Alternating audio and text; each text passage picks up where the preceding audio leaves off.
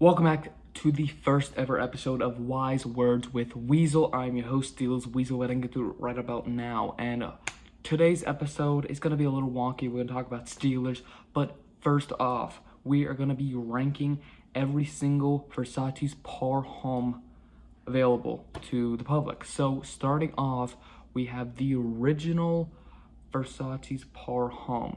Now this is a very aquatic fragrance. Let's get a little... Ooh. Very nice fragrance, very nice atomizer. Great fresh, smell.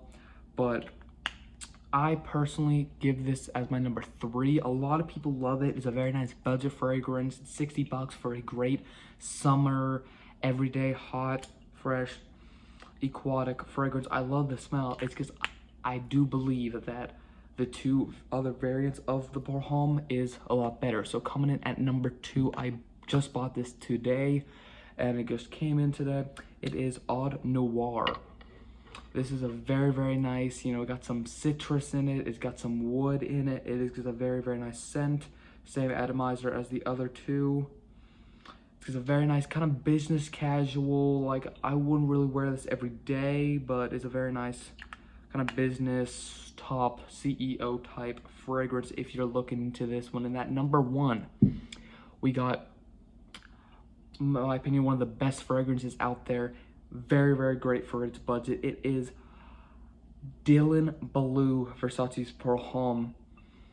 I love the top note of grapefruit. It's just such a nice, it's a great mixture of between the two. You got Oud Noir as like kind of a CEO type, business, while you got the aquaticness and freshness of Pour Homme. It's a very nice, because in between, you can rock it every day, to school, to work. It does not matter. It is such a great smell, great mix of every single great, fresh, but still business smelling. It's just phenomenal, and you should pick up a bottle of Versace's Dylan Blue. Now, not sponsored, obviously, but moving on into news. Steelers draft is heading up, and with that in mind, I'm gonna give you my predictions for each round. So starting at round 1, if I was Omar Khan in this situation, I would most definitely draft Marius Mims with the first overall, or not first overall, but 20th overall pick. Now, he is a great pass protector. We know the Steelers love people out of UGA, especially with in recent years. We got, just imagine this lineup. You got Marius Mims, Broderick Jones, Darnell Washington, and George Pickens all in that lineup on the offense. That is just phenomenal. He is a great pass protection. He is 6'7". He is built to be a stud. And I just personally think that we could draft JPJ with the 20th overall, but I just think later on, as I will discuss, we will get a better and even draft if we take Marius Mims. Now, do I think JPJ will be a better player than him? Most likely, but to make it a overall clean and even draft, I think we should take Marius Mims first or 20th overall.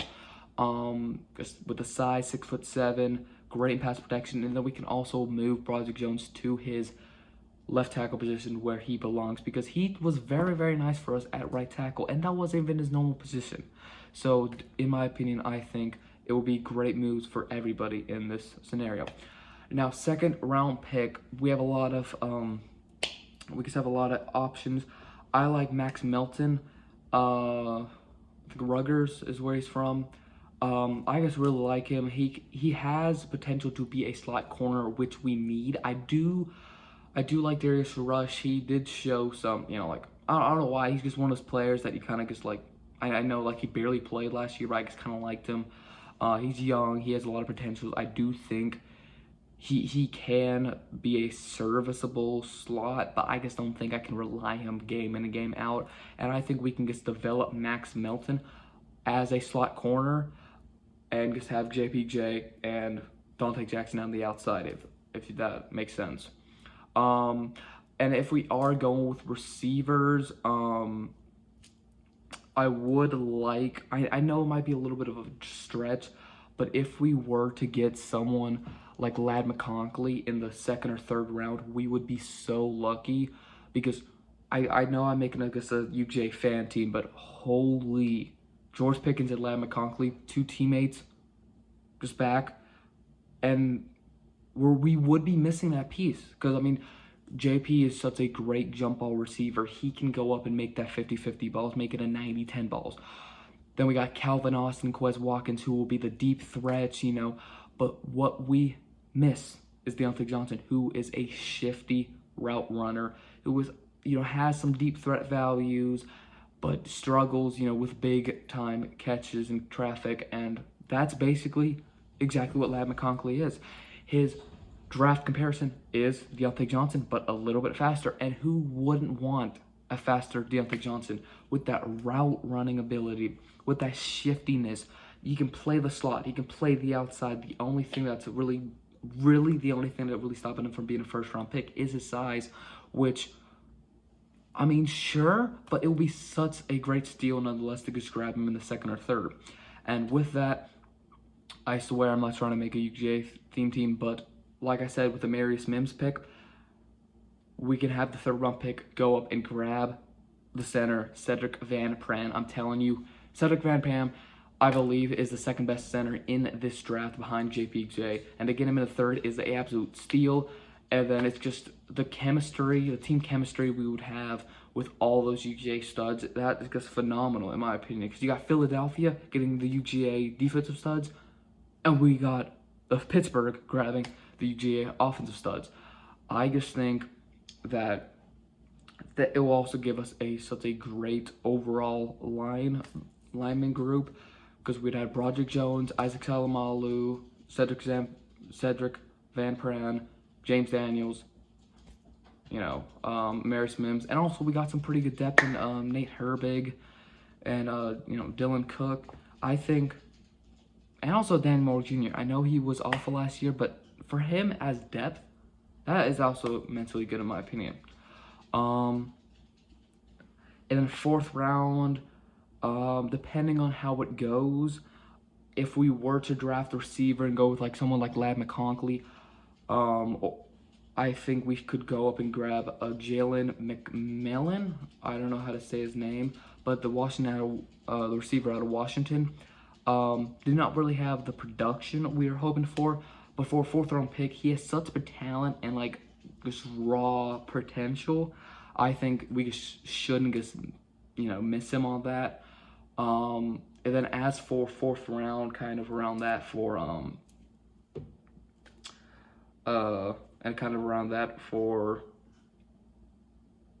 what am I talking about? Shoot, I am so sorry, I'm blanking.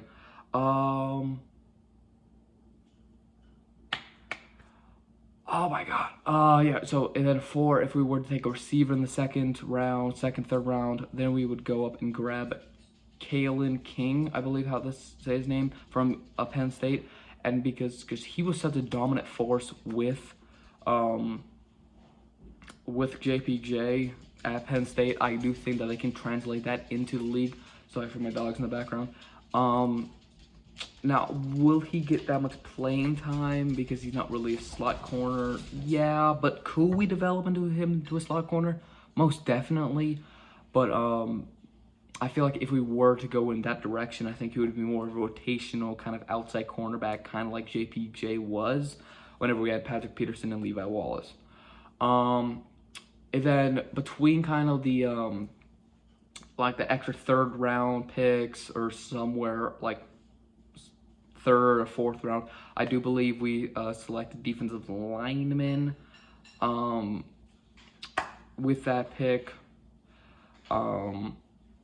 Just because, I mean, we do need a, you know, next up for Cameron Hayward, because Keanu Benton is fantastic, but Larry Ogunjobi's going to be gone. Cameron's going to retire soon.